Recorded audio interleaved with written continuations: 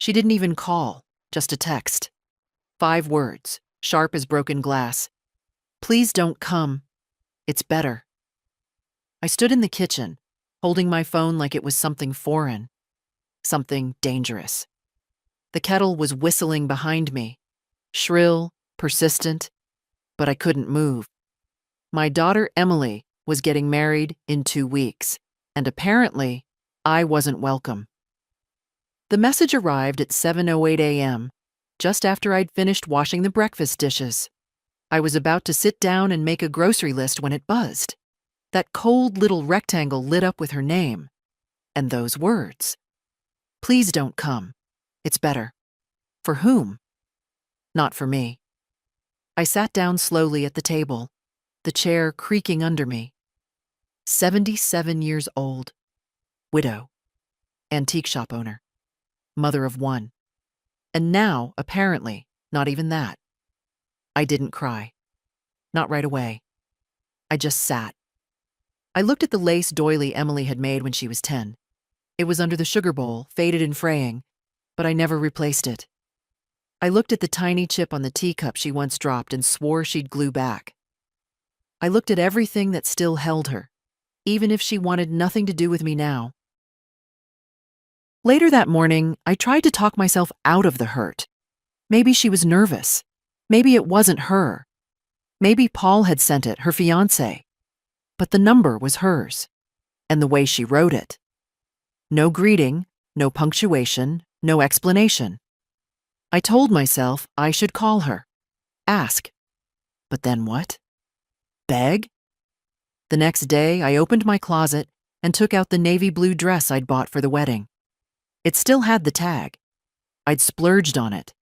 The fabric was soft, dignified, the neckline just right. I'd even bought a brooch. It still sat in the little velvet box. I tried it on. I looked in the mirror and didn't recognize the woman staring back. Her hair was silver now. Not gray, silver. Thick and twisted into a neat bun. Her back was still straight, her eyes still clear. But she looked smaller, like someone who'd been stepping out of the way too long. I took the dress off and hung it carefully back on the hanger. I smoothed the sleeves. I didn't cry. The next week crawled by. My neighbor Sylvia came over for tea and told me she'd gotten an invitation in the mail. Not to the ceremony, but to the reception. She was beaming. It's at that new hall in Hawthorne, the one with the chandeliers. Emily's really moving up in the world, huh? I smiled and nodded. I didn't tell her I'd been asked not to come. I didn't tell anyone. 2 days before the wedding, I went to the market and ran into a woman I barely recognized. Elegant, sharp cheekbones, thick white hair in a French twist. She was looking at linen napkins, holding one up to the light. "You're Nora, right?" she said, eyes narrowing. I nodded, polite. "Yes, I'm Lynn, Paul's mother." For a moment, I didn't know what to say. Then it hit me. This was the groom's mother, my daughter's future mother-in-law. She smiled, faint and reserved. "Funny, we haven't met.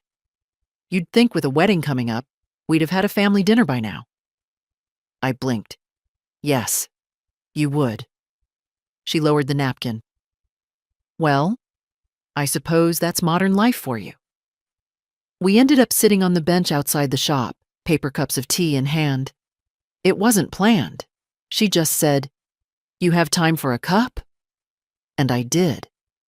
"I didn't raise Paul to be flashy," she said. "But this whole wedding, I barely recognize any of it. I feel like I'm watching strangers make decisions I'm supposed to smile through." I said nothing. Then she looked at me.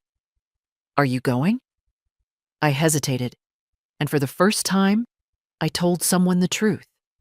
"No, I've been asked not to." Lynn blinked slowly. "You're her mother." "I know." She didn't say anything right away. Then, without looking at me, she said, "You should come, as my guest." I turned to her. "Lynn, I mean it.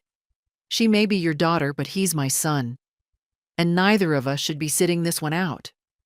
I didn't answer. I didn't say yes. But I also didn't say no.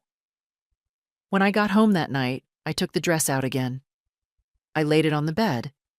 Then I opened the brooch box. The stones caught the light, quiet and steady. I didn't know if I'd go. Not really. But I left the dress hanging on the door. I didn't sleep that night. The dress kept catching my eye through the open bedroom door. A shadow in navy blue, like someone standing and waiting. At one point, I got up, walked over, and touched the fabric. It felt cool under my fingers, expensive, like something meant for someone else's life. Not mine. By morning, I'd convinced myself not to go. What kind of mother shows up to her daughter's wedding uninvited? What kind of woman barges in just to prove a point? A bitter one. A pathetic one. That's what I told myself. I brewed a pot of tea, fed the cat, read the news online like it was any other Thursday. Outside, the leaves were starting to turn. Autumn always made the air feel honest. No perfume, no disguise. Just the quiet shift of everything dying a little before it could grow again. Around noon, the doorbell rang. It was Lynn. She wasn't wearing makeup. Her hair was pulled back in a loose braid. She held a paper bag from a bakery downtown. "I brought scones," she said simply, "with lemon curd." I stepped aside. "You didn't have to." "I know." She set the bag on the counter. "But I wanted to." We sat at the kitchen table, two women in our 70s eating scones like schoolgirls hiding from something. There was no music, no television, just the clink of teaspoons against porcelain. She looked around. "Your home's peaceful. That's one word for it." She smiled slightly. "I've been thinking about your daughter." That made my throat tighten. "What about her?" "She's sharp, controlled, very polished. Paul says she organizes her life down to the minute. I suppose that's impressive. But it doesn't leave much room for people who don't fit her design." I stared at the window. "She used to bring me dandelions from the yard when she was 5. Lynn didn't say anything. "She'd call them sun wishes." I laughed quietly. "She thought if you blew the fluff into the wind, something good would happen." There was silence between us again. Not heavy. Just the kind that comes when neither of you has anything to prove. "She didn't invite me either," Lynn said after a moment. I turned to her. "What?" "I got an email," she said, wiping crumbs from her fingers. "From her, not Paul. She said the guest list was tight and that some extended family wouldn't be able to attend. But I'm not extended. I'm his mother." A flicker of heat passed through me. "She's erasing us both." Lynn folded her napkin carefully. "I think she wants the illusion of perfect beginnings. No loose threads." "She sees me as a loose thread," I said softly. "Something frayed and old-fashioned." She looked me straight in the eyes. "You're a foundation stone. She just doesn't know it." I felt something shift inside me. Not anger, not yet. Just a quiet realization that I had been waiting far too long for someone to give me permission to exist. "Do you want to go?" Lynn asked. "To the wedding?" "Yes, with me." I stared at her. She wasn't being dramatic. She wasn't making a gesture. She was simply offering presence. I thought of Emily's message. "Please don't come." And I thought of the girl with sun wishes in her hand. "I don't know." "That's fair," Lynn said, getting up. "But I'll be here at noon on Saturday, wearing navy blue, if that helps." She left before I could respond. That night, I didn't take the dress off the door. I didn't pack it away. I didn't even touch it. But I did polish the brooch. just in case. The next day passed quietly. I didn't go to the shop. I didn't call anyone. I didn't try on the dress again, but I did take out the small black purse I hadn't used in years and check that the clasp still worked. By evening, the air had turned colder. I wrapped myself in a shawl and sat on the back porch, looking at the garden. It had overgrown this summer. The marigolds were too tall, the tomatoes had collapsed under their own weight. It looked a little wild, a little messy, like it had lived its own way. I smiled. The phone buzzed on the table beside me. It was a message from Sylvia. "Can't wait to see you tomorrow. I'll save you a seat at our table." I stared at the text. Sylvia had been invited, and I hadn't. I typed out a polite reply, then deleted it. Instead, I wrote, "Plans changed. See you there." I didn't wait for her reply. I turned off the phone. Saturday morning, I rose at 7. I took a long shower, washed my hair, put on my lotion, took my time with makeup. Light powder, a bit of color on the lips, just enough. I laid the dress on the bed, looked at it for a long moment. Then, slowly, I put it on. It fit perfectly. At noon sharp, there was a knock at the door. I opened it. Lynn stood there in her own navy dress, pearl earrings, silver clutch in hand. Her expression was calm, assured. "You're radiant," she said simply. "So are you," I replied. And then we walked out together. The wedding was at the Hawthorne Glass House, one of those new venues with floor-to-ceiling windows and polished stone floors that looked too clean to walk on. It sat on the edge of a private vineyard just outside of Portland, hidden behind white fences and trimmed hedges like some secret society. Lynn had arranged for a car, black, discreet, with a driver in a clean gray suit. I offered to split the fare. She refused. "Let me do this," she said. "It's my small act of rebellion." The ride was quiet, not tense, just thoughtful. She sat with her hands folded neatly in her lap. I held my purse a little too tight. "You don't have to speak," she said, as we pulled into the long, circular drive. "You don't have to explain. You don't even have to smile. You're here because you belong." I nodded. "So do you." We stepped out into bright October light. The sun was unseasonably warm. Around us, guests mingled near the entrance in muted pastels and rented tuxedos. Everyone looked like they were auditioning for a magazine spread. It smelled like champagne and rosewater. No one noticed us at first, but then someone did. A man I vaguely recognized, one of Emily's college friends, maybe, glanced up, blinked, and turned to the woman beside him, whispering. Her eyes followed his, landed on us, and widened just enough to confirm it. We weren't supposed to be here. I felt a rush of blood in my ears, but Lynn's voice steadied me. "Look ahead," she said softly. "Chin up, shoulders back." We entered the main hall.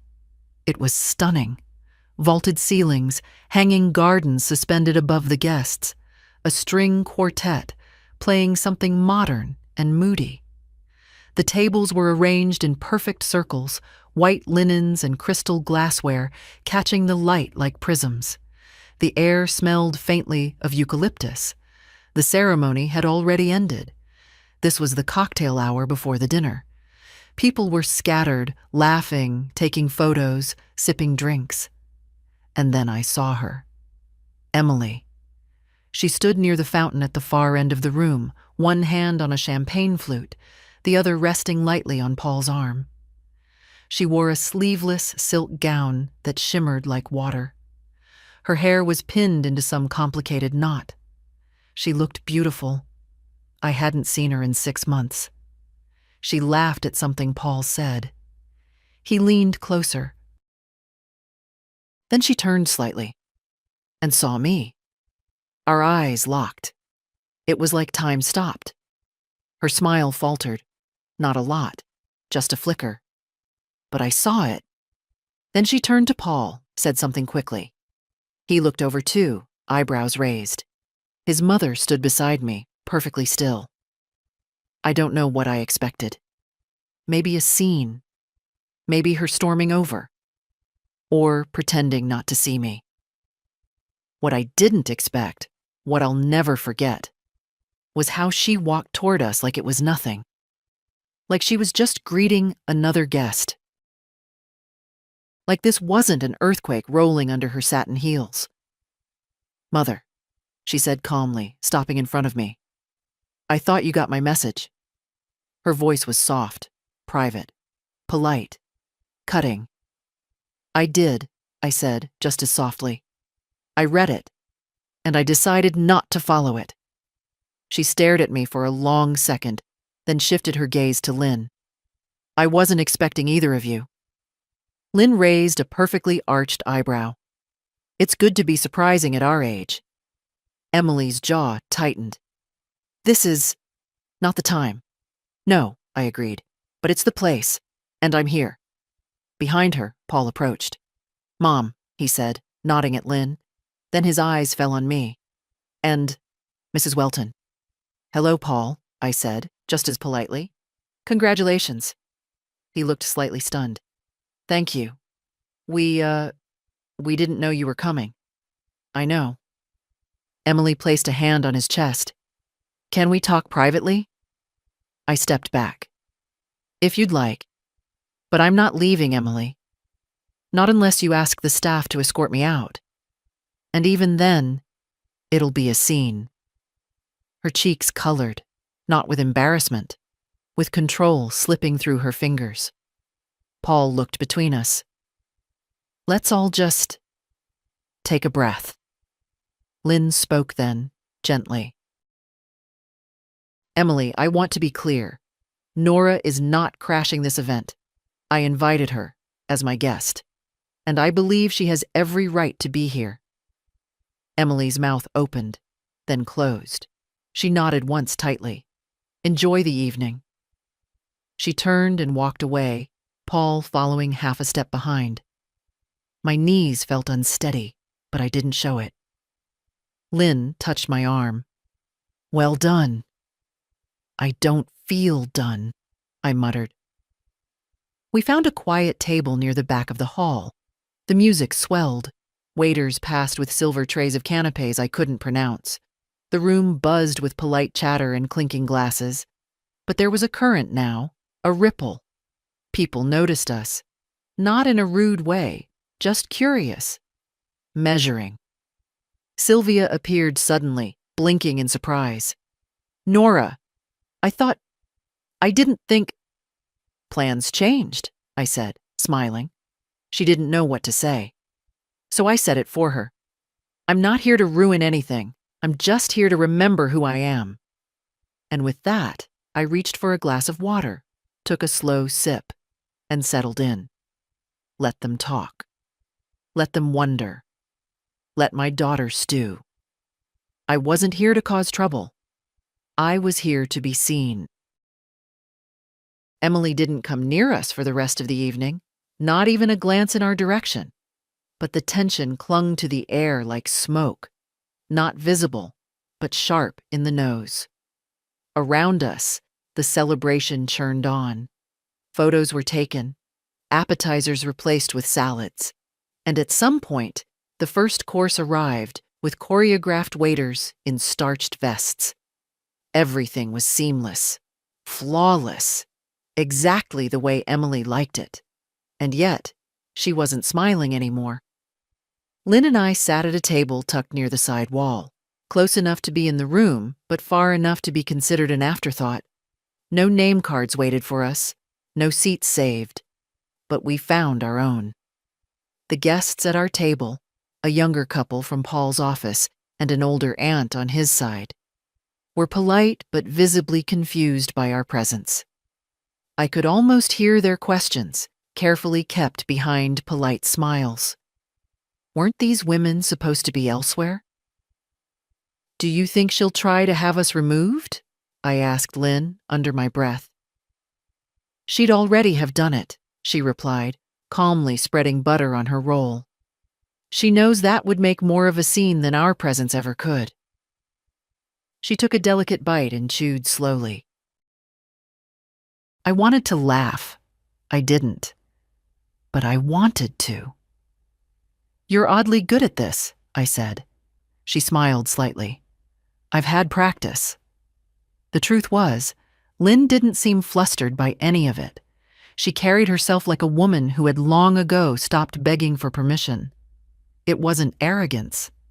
It was survival. And I was starting to understand that. Across the room, I saw my daughter flit between tables like a polished ghost. Her dress shimmered under the chandeliers, and her expression was tightly composed. She greeted guests, accepted compliments, made toasts with perfect posture. But there was a rigidity in her movements that hadn't been there earlier. She was aware of me. That alone was something. Between courses, Paul's younger stepsister came over, a girl named Rachel with dark curls and a hesitant smile. She leaned close to Lynn first. "I'm really glad you came," she said quietly. "It didn't feel right without you." Lynn nodded, her expression softening. "Thank you, sweetheart." Then Rachel turned to me. "And you too, Mrs. Welton. I didn't know. Well, I didn't know." "You weren't supposed to," I replied. She looked down. "Emily's kind of intense. I mean, I like her, but she scares me a little." "She scares a lot of people," I said gently. But she didn't always. Rachel smiled awkwardly, then excused herself. I watched her disappear into the crowd. The music shifted into something more upbeat, strings blending into jazz. A few couples began to dance on the open floor. I saw Emily and Paul take to the center for a slow number, choreographed and graceful. "Did you take dance lessons before your wedding?" I asked Lynn. She shook her head. "No. Paul's father and I mostly stumbled around the kitchen to Frank Sinatra." "Same here," I said, smiling.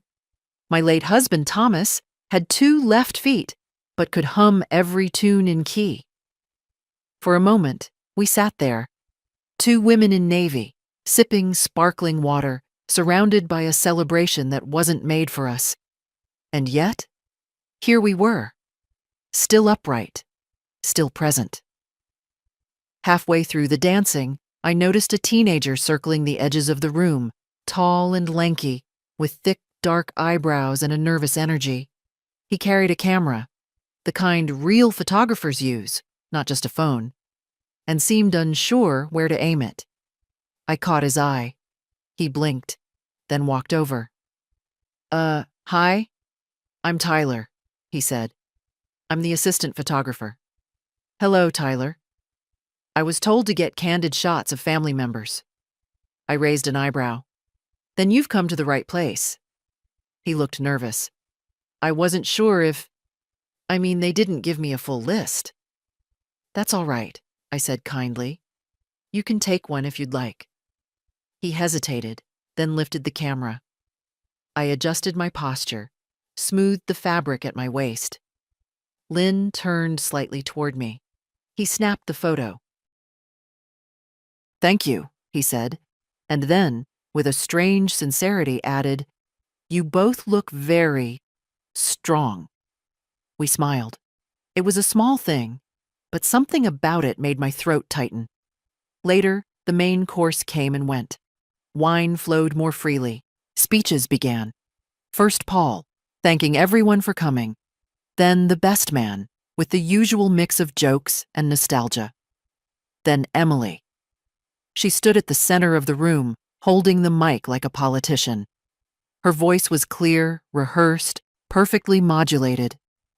"I want to thank you all for being here today," she said, "on the most important day of my life." She made eye contact with table after table, but not ours. I've always believed in intention, she continued, in planning, in designing a life that reflects who we are. And everyone here, you are part of that design. A pause. The room waited. I believe in moving forward, in choosing the people who walk beside you, and I'm grateful for those who stood by me, especially when it wasn't convenient, especially when it was hard. The words stung, not because they were loud, but because they were aimed like darts wrapped in silk. She smiled, thanked the vendors, the staff, her in-laws, Paul's entire family, so generous, so kind, and ended with a toast. To beginnings. Everyone clinked glasses, except me. I looked down at the condensation on my glass, the quiet beads of water trailing toward the linen. I didn't say a word, but I didn't leave either. Lynn leaned in. She thought that speech would end you, she murmured. She doesn't understand what I've survived, I whispered back. The next song started, something soft and jazzy, and I realized I wasn't going anywhere. Not tonight. Not ever again without deciding for myself. If I was a ghost in her world, then I'd be the kind that didn't fade, the kind that made people remember. It was the girl in the green velvet dress who brought the shift. She couldn't have been more than 16. Pale skin, auburn hair that looked like it had never taken a curling iron in its life, and a necklace far too mature for her age. One of those thin gold chains with a single pearl that made you think she borrowed it from her mother's jewelry box. She had been watching me from across the room for some time. Not staring, just observing. She wasn't sipping champagne like the others, or whispering behind manicured hands.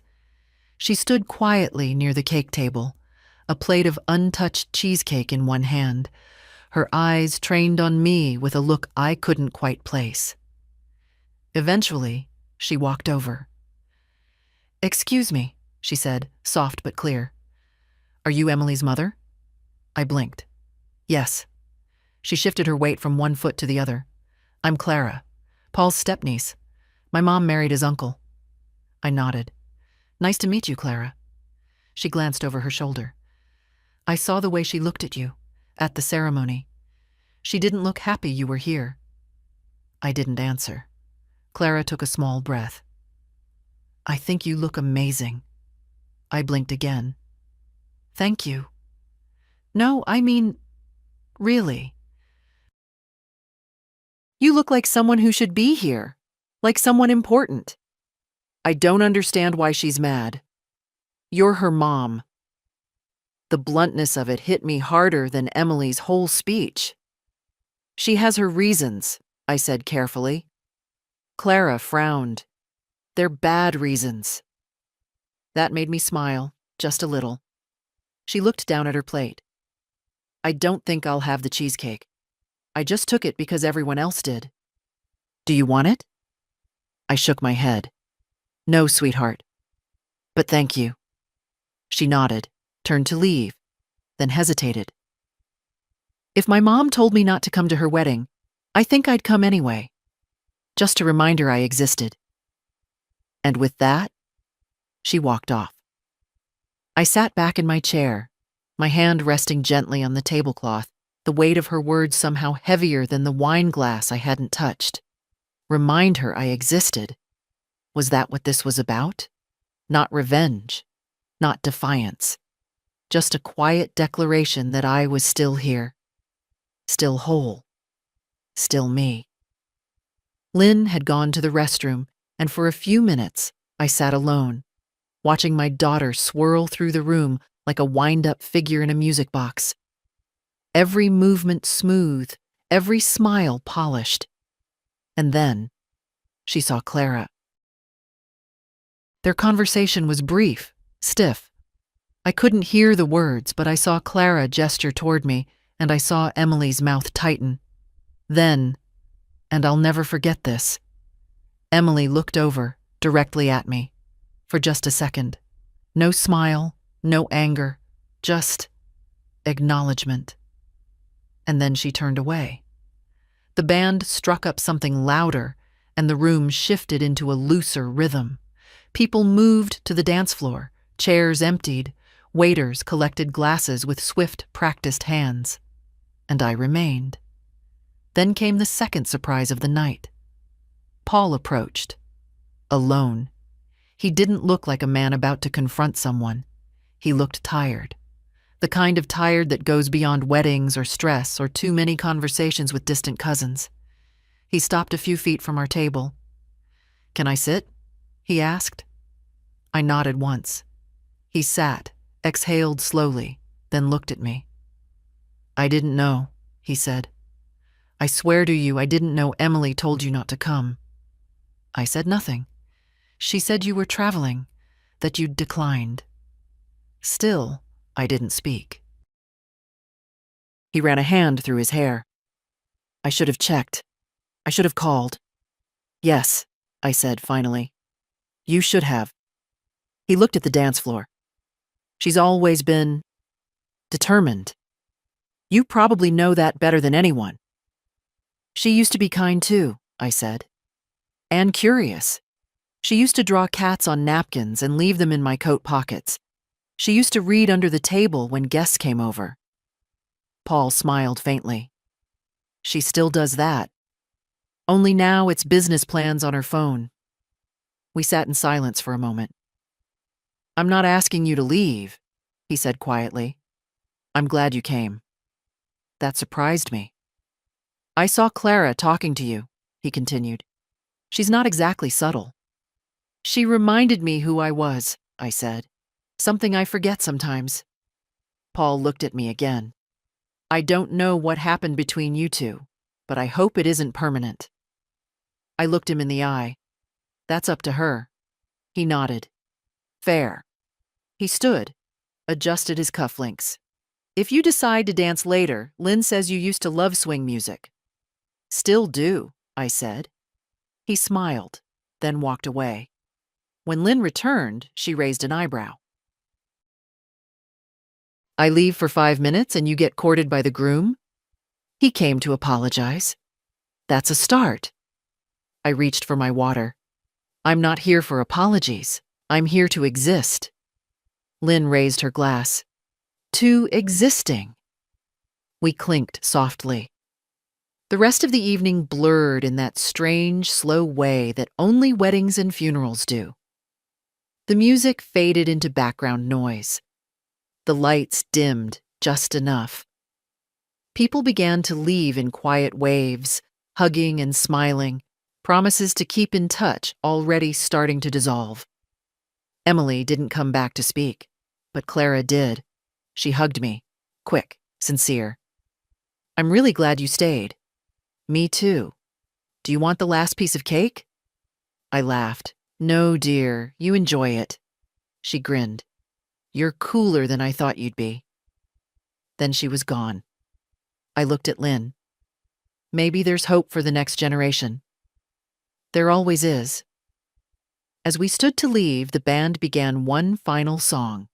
Slow, sentimental, one of those melodies you recognize without knowing why. I took one last look at the room. No one tried to stop me. No one turned their head. But I knew I'd been seen. And that, in the end, was enough. The ride home was quieter than the one that brought us there. Lynn sat beside me in the back seat, her purse on her lap, fingers resting lightly on the clasp. She didn't speak. Neither did I. The driver made smooth turns through dimly lit roads, headlights slicing through the soft fog that had begun to settle over the vineyard hills. Outside, the world was slipping into late autumn. Trees stood like silhouettes, their leaves already thinned by wind and rain. Street lamps cast golden pools of light on the pavement, steady, rhythmic, like breath. I wasn't tired, but I felt something like it. Not exhaustion of the body, more like the slow uncoiling of a rope pulled too tight for for too long. You did something brave tonight, Lynn said finally. I shook my head. I didn't feel brave. I felt like I'd stepped into someone else's story. She turned toward me slightly. No, you stepped back into your own. We pulled up to my house just after 10. The porch light was on. I'd left it, out of habit, though I hadn't expected company. Lynn stepped out with me. Come in, I said, if you're not too tired. She hesitated, then nodded. Just for a bit. Inside, the air smelled faintly of lavender and dust, the way it always did. I hung up my shawl. She took off her earrings and placed them in her clutch with a care that made me smile. I made apple cake yesterday, I said.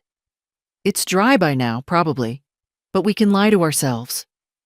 I'm excellent at lying to myself, she replied. Let's have cake. I cut 2 small slices, poured tea, and brought it to the living room. We sat in silence for a while, the kind that doesn't ask to be filled. I envy you a little, I said, after a time. You didn't seem shaken by her. Not once. Lynn sipped her tea. Oh, I was shaken. I've just had more practice hiding it. I nodded. You're very good at that. She looked at me. Can I ask you something? Of course. When did you first realize she'd stopped needing you? The question struck deeper than expected. I stared at the teacup. When she got her first job and didn't call for 2 months, not even to say hello. I told myself she was busy, independent. That's what we want for our children, isn't it? But when she did call, it was about a dress, something she wanted to wear to a work event but couldn't afford. She asked if I could help. I wired her the money that same day. Lynn didn't interrupt. After that, the pattern stayed. Silence. Then requests. Then silence again. I looked up. The needing never went away. It just changed forms. That's the part no one warns you about, she said. They outgrow your hand, but not your wallet. I laughed softly. Yes. We finished our tea. Lynn stood and walked to the window. You have a beautiful garden. It's wild. That's why it's beautiful. She turned, her eyes softer now. I should go. It's late. I walked her to the door. As she stepped outside, she turned back. Don't let her erase you. I won't, I said. Not again. The door closed with a quiet click. I locked it, more from habit than necessity. The house felt still. I walked slowly to the mantel and looked at the photographs arranged there. One of Emily in grade school, smiling through a missing front tooth. Another of her at 17, on the porch in a graduation cap I'd ironed at midnight the night before. A third, us, together in the antique store, back when it still had chipped wood floors and smelled of lemon oil and old books. I picked that one up. We were both laughing. She was holding a glass paperweight in one hand. I remember the day. She'd called it magic trapped in glass. When did that girl vanish? I didn't cry. I simply set the frame back down and turned off the light. I didn't sleep well. My mind kept sifting through the night like fingers through a box of old letters. Emily's voice at the microphone. Clara's small, defiant kindness. Paul's apology. Lynn's steadiness. My own hands, clutching the edge of the table during the speech, not in anger, but in something close to mourning. The next morning, I woke with a clarity that didn't feel like mine. It felt borrowed, or perhaps earned. I made coffee, fed the cat, pulled the navy dress off its hanger and laid it on the bed. It still smelled faintly of roses from the wedding hall, or maybe that was my imagination. I folded it gently and placed it back in the closet. Not hidden, just put away. At noon, the doorbell rang. I froze. Not because I was afraid, but because I already knew who it would be. Emily stood on my porch, wrapped in a long cream coat, her hair pulled back too tightly, as if even a single loose strand might betray what she was feeling. She didn't speak right away. Neither did I. I opened the screen door slowly and stepped outside, folding my arms against the morning chill. We stood like that for several seconds, two women who shared blood but not warmth, close in distance and galaxies apart. "I shouldn't have to ring my own mother's doorbell," she said finally, her voice low, careful. "You shouldn't have to tell your own mother not to come to your wedding either," I answered. Her jaw tensed. "Can I come in?" I paused, then stepped aside. Inside, the house felt smaller with her in it. Or maybe I just noticed the emptiness more when she was near. I led her to the living room where the tea tray still sat from last night. She didn't sit. "I didn't think you'd actually show up," she said, standing near the fireplace like a guest who hadn't decided whether to stay. "I know. I told you not to come. You didn't tell me why." Emily inhaled sharply, then let it out slowly. She looked around the room, avoiding my face. Her eyes landed on the photographs. Her expression flickered. "I wanted the day to go smoothly," she said. I tilted my head. "And that required erasing me?" She didn't answer. I gestured to the chair across from mine. "Sit. If we're going to do this, we do it properly." She sat, carefully, her hands folded in her lap.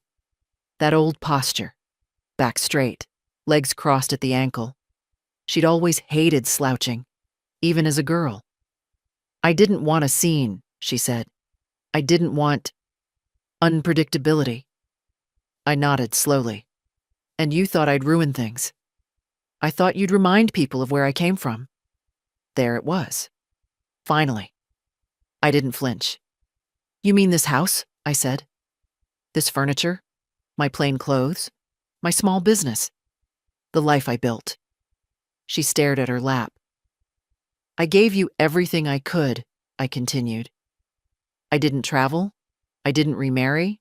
I ran a shop and saved for your schooling. I made your lunches until you were 16. I paid for your braces. I co-signed your first lease. I sent you money when you were behind on rent at that first miserable job in New York." "I know," she whispered. "No, you don't," I said, softer. "Because if you did, you'd never have sent that message." She looked up finally. Her eyes were glassy, but dry. "I wanted the day to be about my future," she said, "not my past." I nodded. "Then you should have had the courage to tell me that in person." Silence settled between us. Heavy, unapologetic. "Paul didn't know," she added after a pause. "I told him you were traveling. He believed me. Then I imagine he was surprised to see me." "He was." "So were you." "Yes." I leaned back slightly. "But you weren't angry. Not really. You were embarrassed." She blinked. "I saw your face, Emily. You weren't furious. You were afraid. Afraid I'd embarrass you. That someone might ask what I did for a living.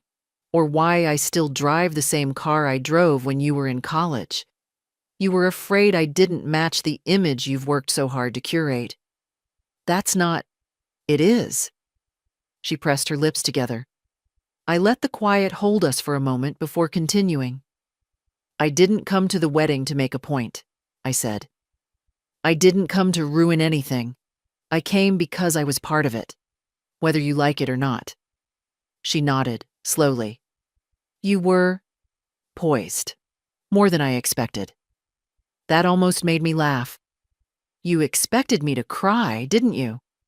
I thought you might storm out, or give some dramatic speech. You didn't." "I didn't have to," I said. I didn't come to be forgiven. I came to remember who I am. Emily looked out the window. I didn't always feel this way, she said. It crept in over time.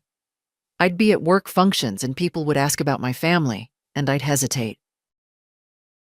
Not because I was ashamed of you, but because I didn't know how to explain you in a way that fit the world I was trying to move in. You don't need to explain me, I said quietly. You just need to remember that I'm part of the reason you got there. She nodded. I was wrong, she said after a pause. About the message. About everything. I didn't say anything. Not out of coldness. Out of discipline. Clara said you were kind to her, Emily added. She reminded me of someone, I said. You? No, you. When you were still soft around the edges. Her eyes welled up then. Not a flood, just a slow swell. The kind that stays right on the edge, waiting. I want to fix this, she said. I don't know if you can. I can try. I sat still for a long time, then reached over and handed her a napkin from the tray. She took it with a shaky breath. There's nothing to fix, I said. There's only what you do next. We sat like that for several more minutes. No performance, no promises. Just two women in a room full of old air and older memories. When she stood to leave, she paused at the door. You looked beautiful, she said. That dress, that brooch. It wasn't for you, I replied.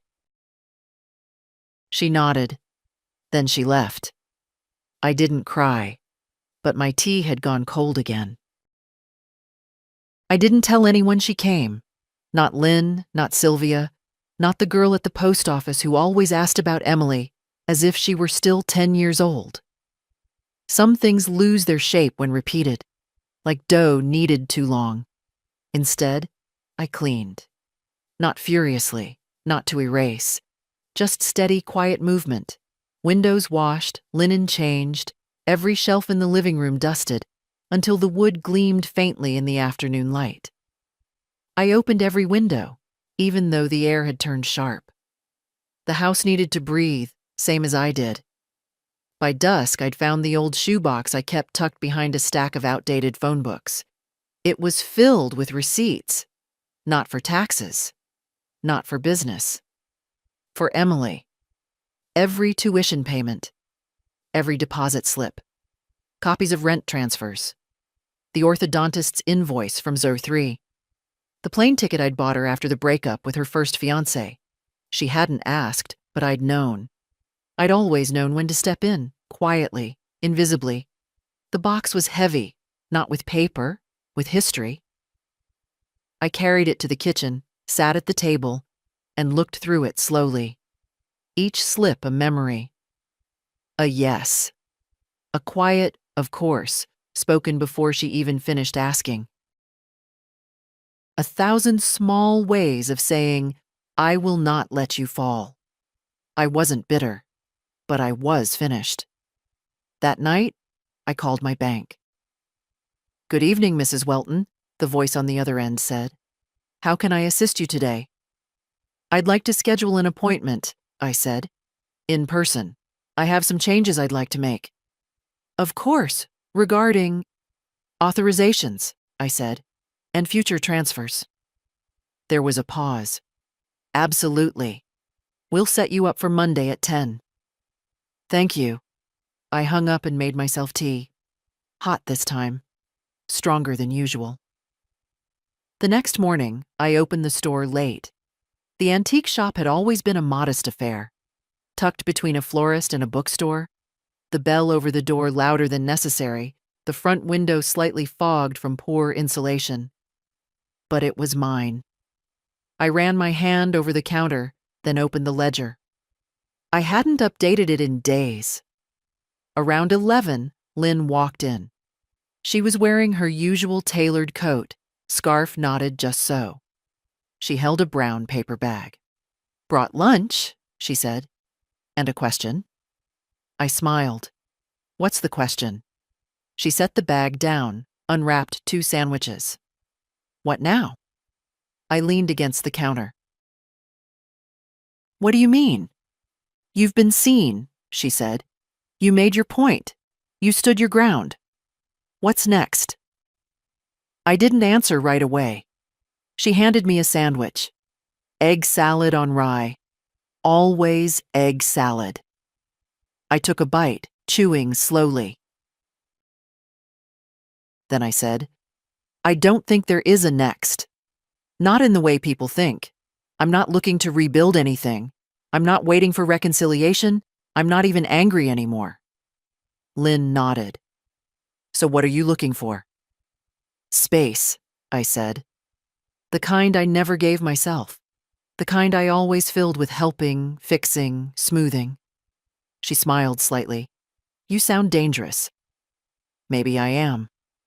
We ate in comfortable silence. The kind that doesn't demand performance. After she left, I took out the paperwork drawer from beneath the counter. Inside were all the official documents. The deed to my house, the business license, insurance forms. I added the shoebox to the drawer. It didn't quite fit, but I made room. On impulse, I pulled out a fresh manila folder. On the tab, I wrote in pen, For me. I didn't put anything inside it yet, but the label was enough. That afternoon, I received a message from Emily. No greeting, just, Are you free next week for lunch? Just us. I stared at the screen for a long moment. Then I typed, I'm not sure. Let me get back to you. I hit send, and I didn't feel guilt. That night, as I locked up the shop, I looked around the dim room, glass cases, brass handles. The soft smell of old paper and wood polish. I'd once thought of selling it, of giving the money to Emily for a down payment on a larger apartment, one with a second bathroom, a balcony. She never asked directly. She didn't need to. But I didn't offer. Not this time. And now, I never would. That wasn't an act of vengeance. It was an act of release. My name was still on the sign above the door. Gold letters, hand-painted, a little chipped at the edges. I ran my fingers across it as I stepped outside. Nora Welton Antiques. Still here, still mine, still enough. The letter came in a pale blue envelope, hand-addressed in careful script. No return address, no stickers or decoration. Just my name, Nora Welton, written like it mattered. I opened it slowly, the way you do when you're not sure what something will carry. Joy, apology, obligation, or all three. Inside was a folded piece of paper and a small pressed flower. A daisy, perfectly dried, its petals still intact. The note read, Dear Mrs. Welton, I hope it's okay that I'm writing. I just wanted to say thank you. Not for anything big. Just for being there. For showing up. For not apologizing for being you. I watched you that night and I saw something I didn't know I was missing. I don't have a grandmother. One died when I was a baby. The other stopped calling years ago. But if I could have chosen one, I think I would have picked you. If you ever need help at the store or anything like that, I'd love to come by. Even just to dust things. Or talk. Thank you again for being real. Clara. I reread it 3 times, then set it down carefully beside my cup of tea. The daisy sat between my fingers for a while before I placed it between the pages of an old poetry book on the shelf. I didn't need to mark the page. I'd remember where it was. That afternoon, I replied. Nothing formal. No signature flourish. Just, Clara, thank you for writing. You reminded me of something I'd forgotten. My door is open. If you want to stop by, bring an extra pair of hands and a clear afternoon. I make strong tea and expect honesty in return. Nora. I mailed it myself, walking to the post office under a sky thick with early November clouds. 2 days later, she came. No announcement, no hesitation. Just a quiet knock around 3 in the afternoon, and there she was. Green coat, cheeks pink from the cold, and a bag of ginger cookies in one hand. "They're from my mom," she said. "She burned the first batch." "Then I already like her," I said, and let her in. She wandered the shop slowly, like someone moving through a museum with no tour guide. Her fingers hovered above the glass cases but didn't touch.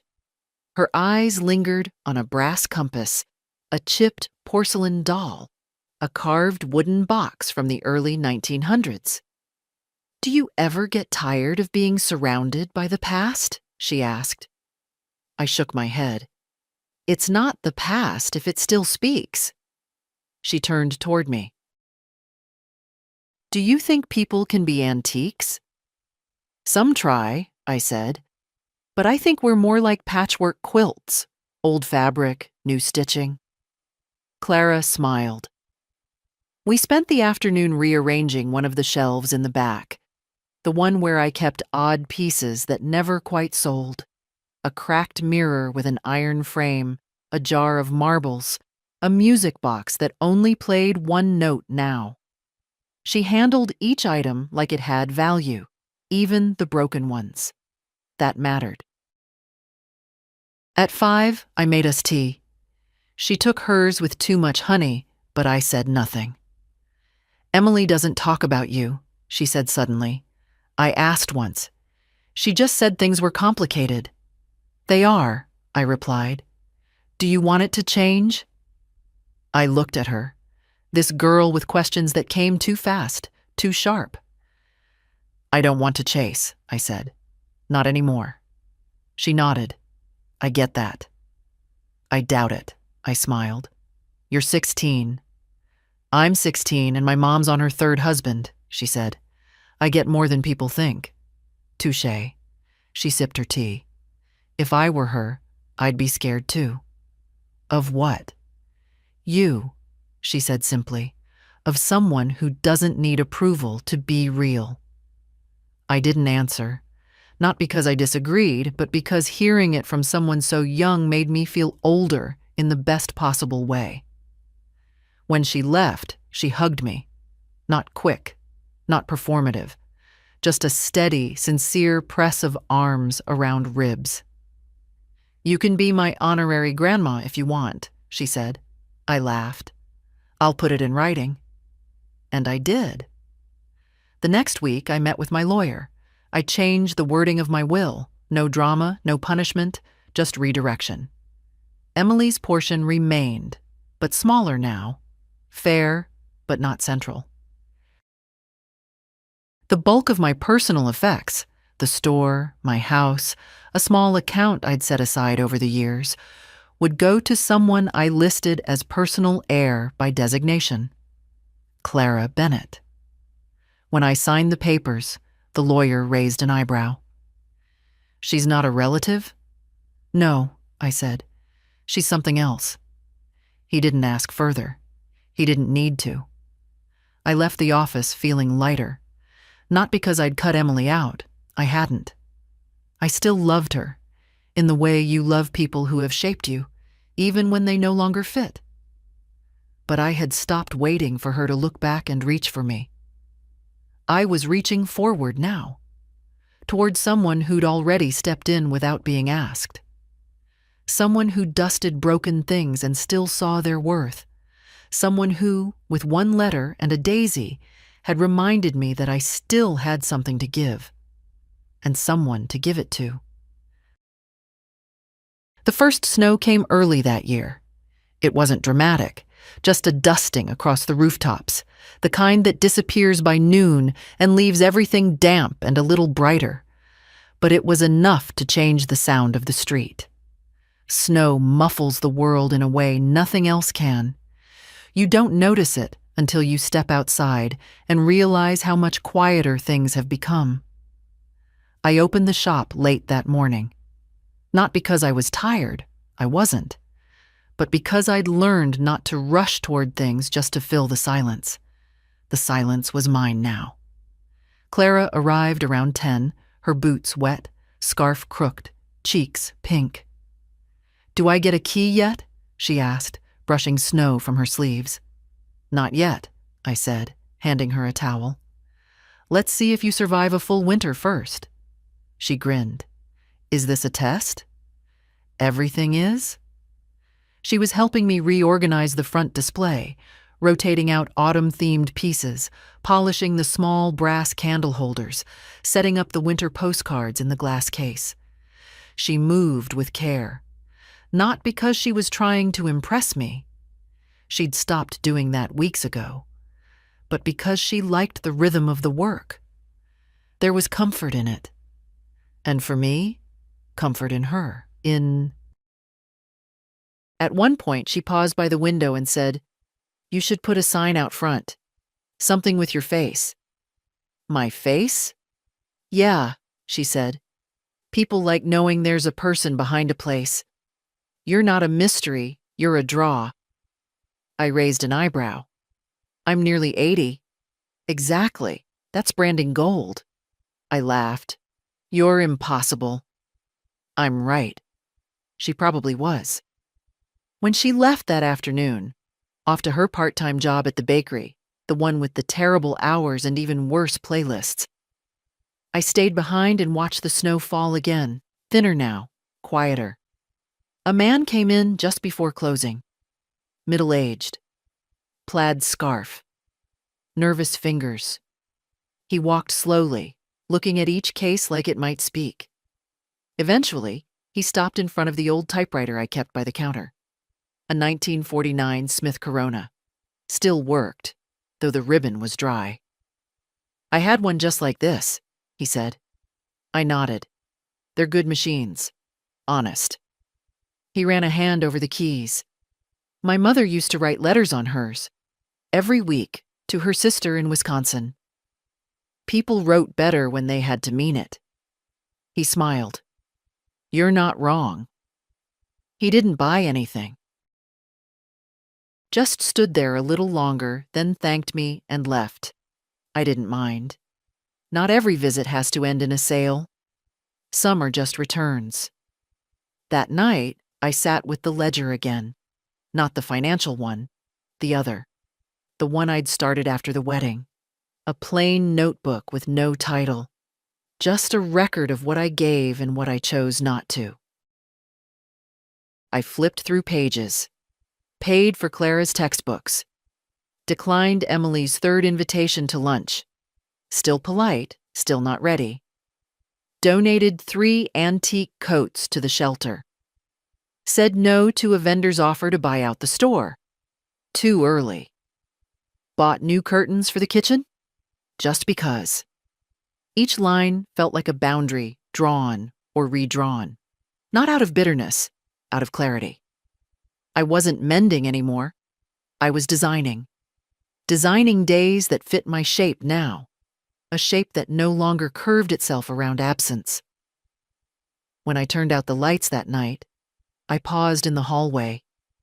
Looked again at the framed photograph of me and Emily on her high school graduation day. We were both younger. I still dyed my hair then. She still held my arm in public. I didn't feel pain looking at it. Just distance. And the kind of acceptance that comes when you stop asking why and start choosing what now. A few days later, Sylvia dropped by. She brought coffee and a bag of almonds. You need protein, she said. You're getting thin. I wasn't, but I took them anyway. She looked around the shop. That girl, Clara, she's in here a lot. She is. She reminds me of you. How's that? Quiet at first. Sharp. But once she settles, you can tell she's watching everything. I smiled. She sees what matters. Sylvia stirred sugar into her coffee. You ever think about what would have happened if you hadn't gone to the wedding? Every day.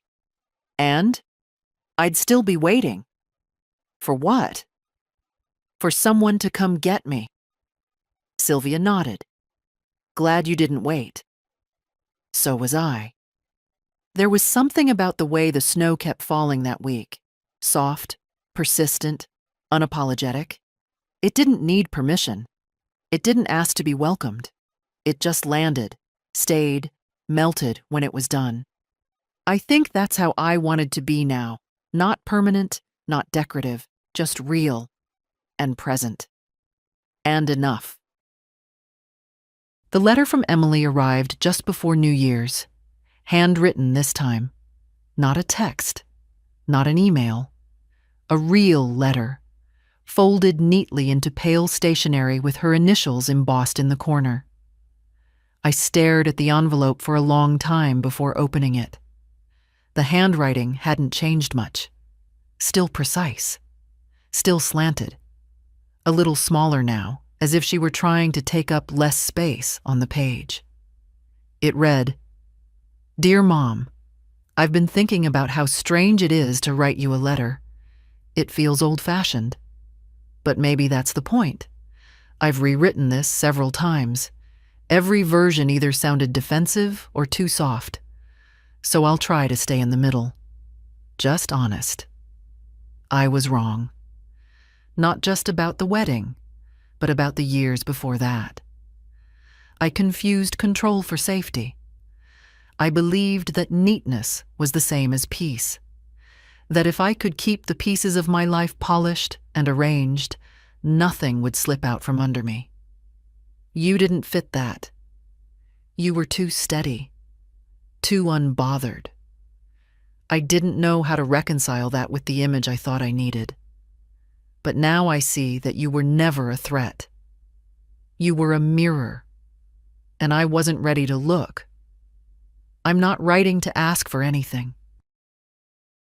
Just to say, I remember. I remember the paperweights, the bookstore Saturdays, the scent of lemon oil on your hands. I remember your laugh when I told you at age 6 I was going to be a lady boss with shiny shoes. I remember that you let me grow without clipping my wings, even when it left you behind. I see now how much that cost you. I'm sorry. If one day you want to talk, really talk, I'll be here. But I'll wait this time. I won't push. With love, Emily, I didn't cry when I finished it. But I did hold it in my lap for a long time, the weight of it heavier than the paper could explain. It wasn't everything, but it was something. The next morning, I took down the photo of her graduation and replaced it with a picture Clara had taken of me and Lynn outside the shop. Both of us laughing, wind pulling at our coats, leaves swirling around our feet. I wasn't smiling out of politeness. I was smiling because something had returned. Something I thought I'd buried too deep to name. Not joy. Not yet. But self. I kept Emily's letter in a drawer, not to reread daily, just to have. Sometimes that's enough. Later that week, I found myself in the back room of the shop, going through a box marked unsold. Inside were pieces I'd long forgotten: a chipped sugar bowl, a wooden birdcage with a broken hinge, a stack of postcards from a canceled estate sale. And at the bottom, a music box. I'd bought it years ago. French, I think. Carved edges. No tune when you opened it, just silence. The cylinder inside had rusted. Still, I wound it gently. It clicked. Word, then stopped. A stubborn thing. I set it aside. Clara came in around 4 that day, pulling off her gloves and tossing them into her coat pocket. "Cold enough to make your teeth ache," she said. "Hot tea's ready." She poured herself a cup, then spotted the music box on the counter. "What's this?" "Broken." She picked it up, turned it over. "Doesn't mean useless." I watched her study it, eyes focused. "I like broken things," she said. "They have more stories." "Or more warnings," I added. She smiled. "Both." We spent the next hour trying to coax a single note out of the thing. At one point, she managed a faint whine, barely more than breath. We both leaned in, listening. "It's in there," she said. "It just forgot how to sing." Something about that stayed with me long after she left. That night, I wrote in my ledger again. Emily wrote. First time in years. Didn't cry. Felt more like breathing. Music box still silent. Still trying. I paused, pen still in hand, and added, I'm not waiting anymore. I'm walking. The snow had stopped by morning. The air smelled like wood smoke and beginnings. I stepped outside to sweep the walkway, and as I worked, I caught sight of the woman across the street. Newer neighbor, name still escaping me. Pulling trash bins to the curb. She waved. I waved back. And just like that, the day started. Not with fanfare, but with acknowledgement. I didn't need everything to be healed. I just needed room to live inside my own story again. And now, for the first time in years, I had it. In February, the light changed. Not drastically. Just enough that the mornings felt less like endings and more like openings. The shadows thinned. The cold held on, but its edge had dulled. I noticed it first in the way the store looked just before opening. The sun would hit the front window differently, casting long streaks of gold across the floorboards. Dust floated in the beams like something sacred. I didn't rush to sweep it. There's something beautiful about the ordinary when it's finally yours.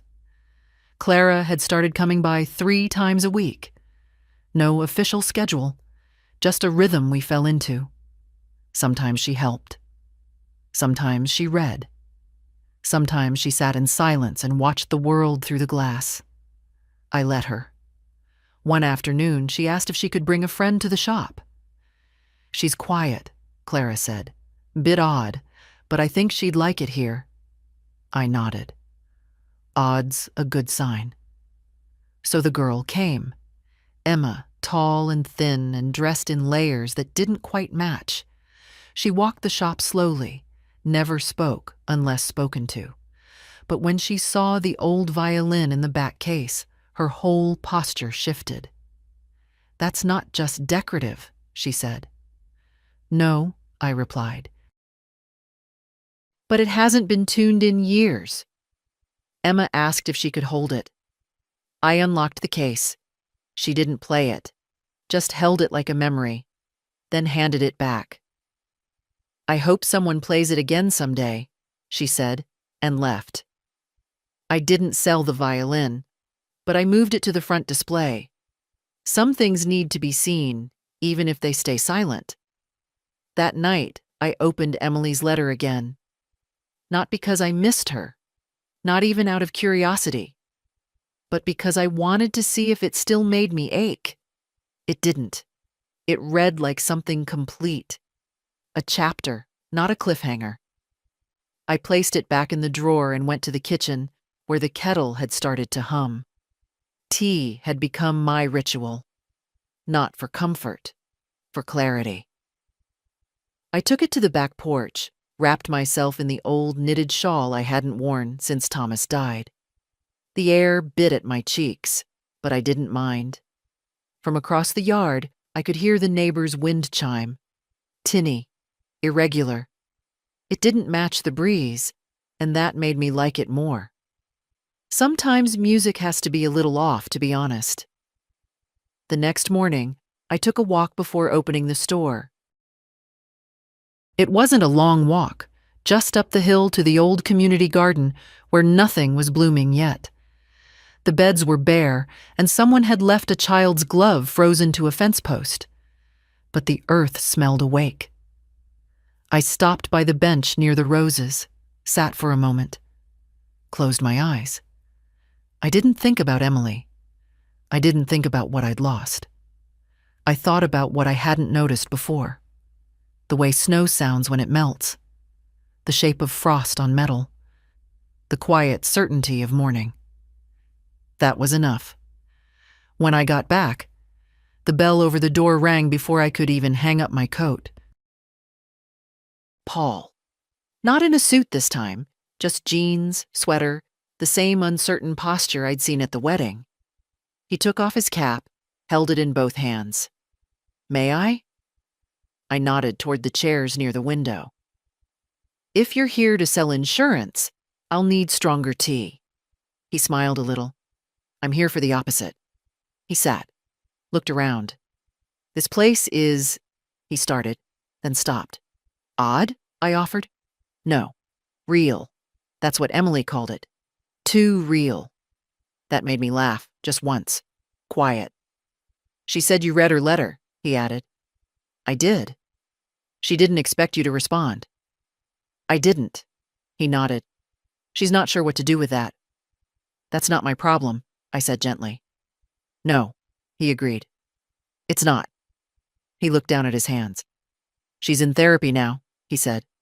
For the first time. I didn't reply. She's scared, he added, that she broke something she can't fix. She probably did. He didn't defend her. I appreciated that. But, I continued, it was never about fixing. What was it about? Letting go of the idea that I'm the one who has to. He sat with that for a while. Then he reached into his coat pocket and took out a folded paper. She wrote again, he said. Didn't know if she should send it. I told her I'd bring it. He placed it on the table between us. I won't read it now, I said. I know. We sat for another moment. I like Clara, he said, standing. She's not afraid to ask hard questions, I replied. Neither are you. He tipped his head and left. The letter stayed on the table all afternoon. I didn't touch it. When Clara came by, she didn't ask about it. She just swept the floor badly and made tea. And I let her. The snow was melting again. In the back room, the music box finally gave out one full, crooked note. Off-key, but alive. The first daffodil bloomed outside the shop in mid-March. Just one, low to the ground, pushing up stubbornly through last year's frostbitten soil. Yellow, small, imperfect, but unmistakably alive. Clara spotted it first. There, she said, crouching beside the little garden bed by the curb. Proof we survived. I looked down at it. You say that every year? This is my first spring with you, she replied. I'm allowed to be dramatic. I smiled. It suits you. We left it unpicked.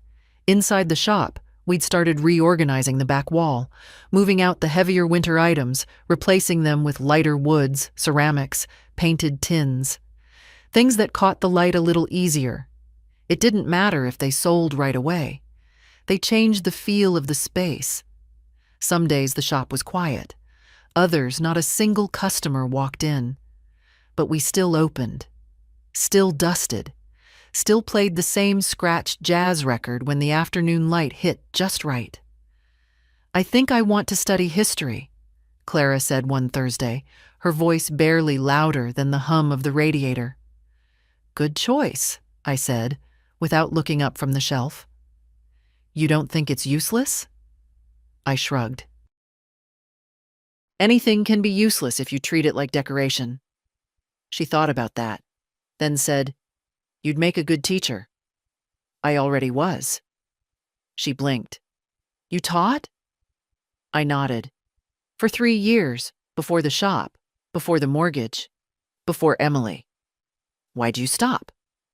Because the world needed other things from me. Clara was quiet a long time. I'm glad you're still here, she said eventually. I'm not sure I ever left. Later that day, Lynn came by. She didn't stay long, just enough to bring cinnamon scones from the bakery near her apartment and comment on the new display in the front window. You've got that old scale out again, she said. It felt like the right time. Balance and all? Something like that. She sat just long enough for 1 cup of tea, then stood to leave. Emily's been asking about you, she said casually. To me, I mean. I didn't say anything. Good. She seems softer. So does granite after enough rain, I said. Lynn smirked. True. Then more gently. I think she's trying.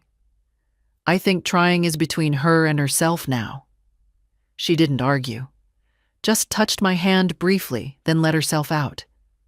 I didn't open the second letter Emily had sent. Not yet. It still sat in the drawer with the first one, unread, intact. I wasn't afraid of it. I just didn't need it yet. That evening, as I closed up shop, I stood by the front window and watched the street. Children were playing down the block, riding bikes too fast, shouting names I didn't recognize. One girl had a pink helmet and a basket full of plastic flowers. She reminded me of Emily at that age. And yet, I didn't ache. Not anymore. That kind of memory used to sting. The kind where your body remembers before your mind does. But now it just sat beside me, like an old neighbor who still waved, even if we no longer shared the same porch. Back home, I made soup. Not because anyone was coming. Just because it was cold out and I wanted to feed myself well. I sliced carrots, measured lentils, let things simmer the long way. No shortcuts. No rushing. As it cooked, I sat in the kitchen and leafed through a notebook Clara had left behind. Sketches of the shop, little notes about customers, a list of things I want to ask Nora, but don't know how. The first item on the list, did you ever want to run away? The second, what would you have done if Emily stayed soft? The third, do you believe in second chances or just better endings? I closed the notebook gently and put it back where she'd left it. Maybe I'd answer her one day. Or maybe she'd find her own answers, the way I had. Not all at once, not loudly, but in the slow unfolding of days where nothing dramatic happens, and yet everything shifts. That night, I slept with the window cracked just slightly. The air smelled like soil and something green. And for the first time in years, I didn't dream of being somewhere else. I dreamed of here. April came in like an apology. The rain softened everything. The streets, the sky, even people's voices. Strangers spoke more gently when their coats were damp. The world felt hushed, like it had been reminded of its own fragility. Clara brought in tulips for the front window. They didn't match the rest of the shop. Too new, too bright.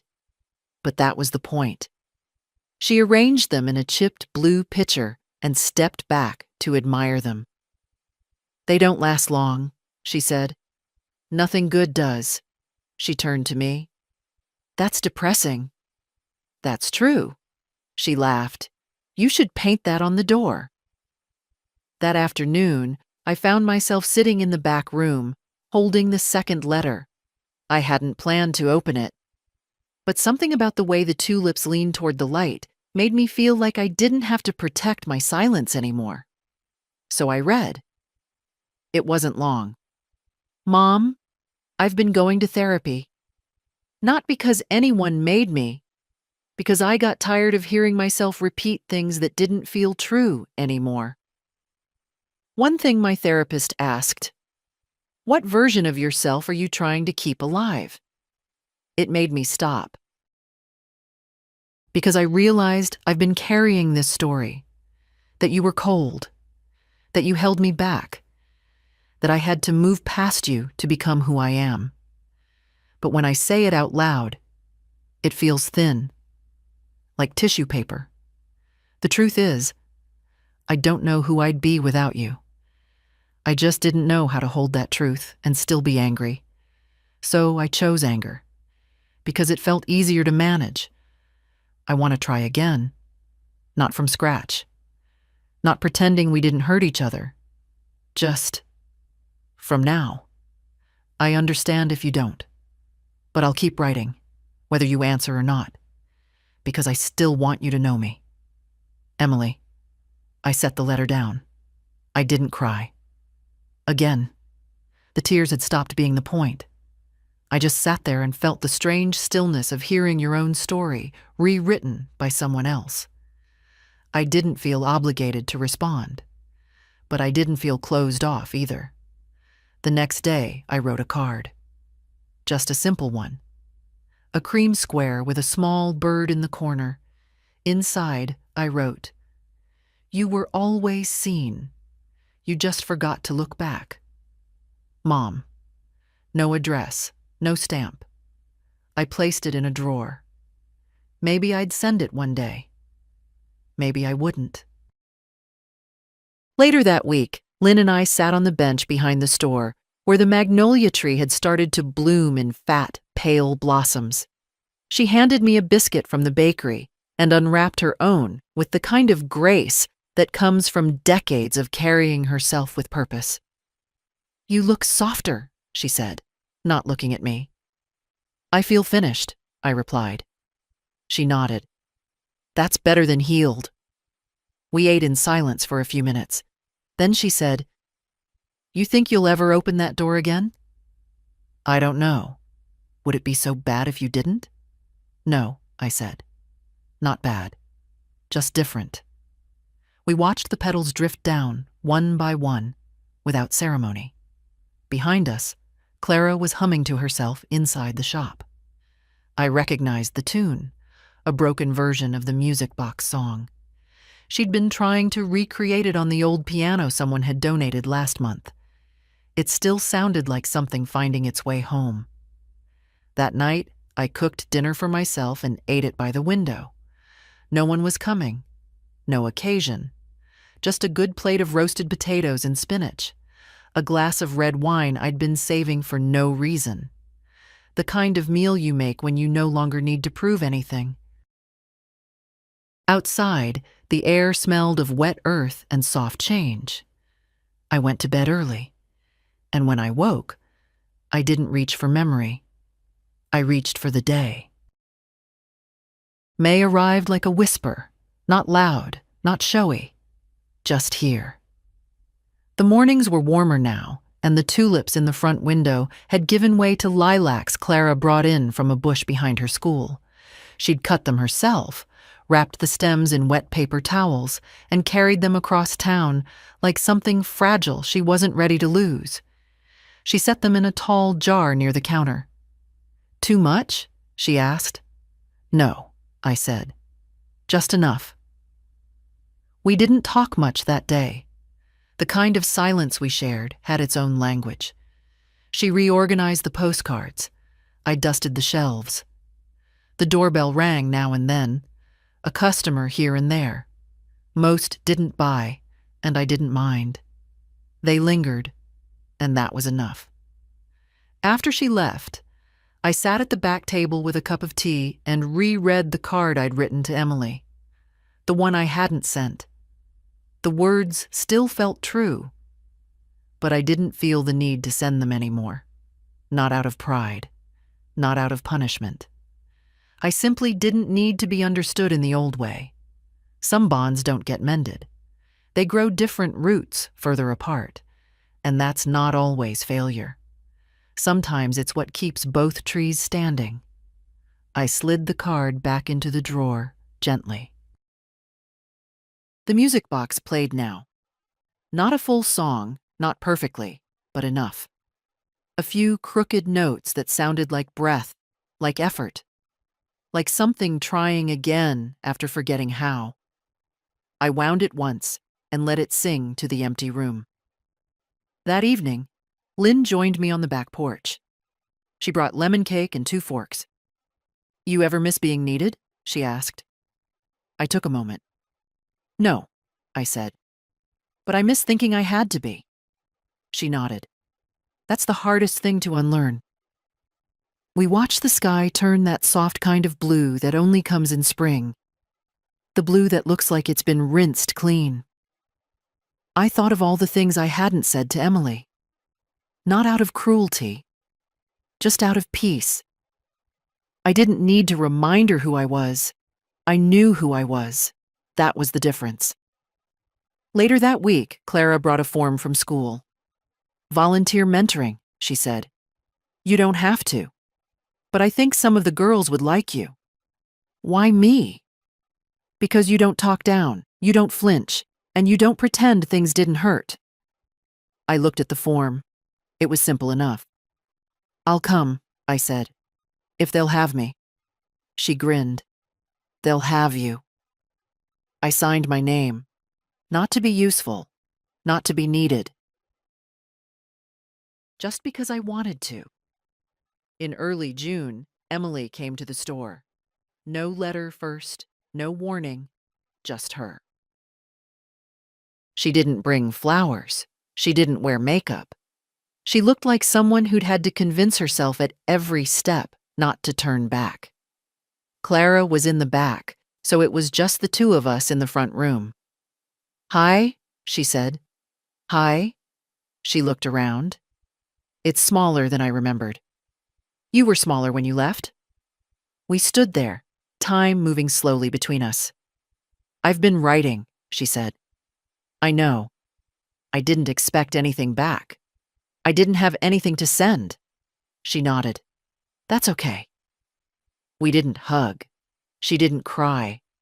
She walked slowly through the store, touched nothing, then turned to leave. But before she opened the door, she looked at me and said, "I never forgot you. I just got tired of being the person you believed I was." "I understand," I said. I got tired of trying to hold her together. She nodded once. "That's fair." Then she left. No promises, no scenes, just presence. Sometimes that's the most anyone can offer, and sometimes that's more than enough. Later, I sat with Clara at the back table. She was eating a plum, juice running down her wrist, laughing at something she'd read. I looked at her and thought, this is the shape of the rest of my life. Not fixing. Not waiting. Just choosing. Choosing what I let in. Choosing what I give. Choosing who gets to see the soft places and not mistake them for weakness. I don't need to be remembered as the mother who stayed quiet or the woman who forgave too much. I'd rather be remembered as the one who returned to herself.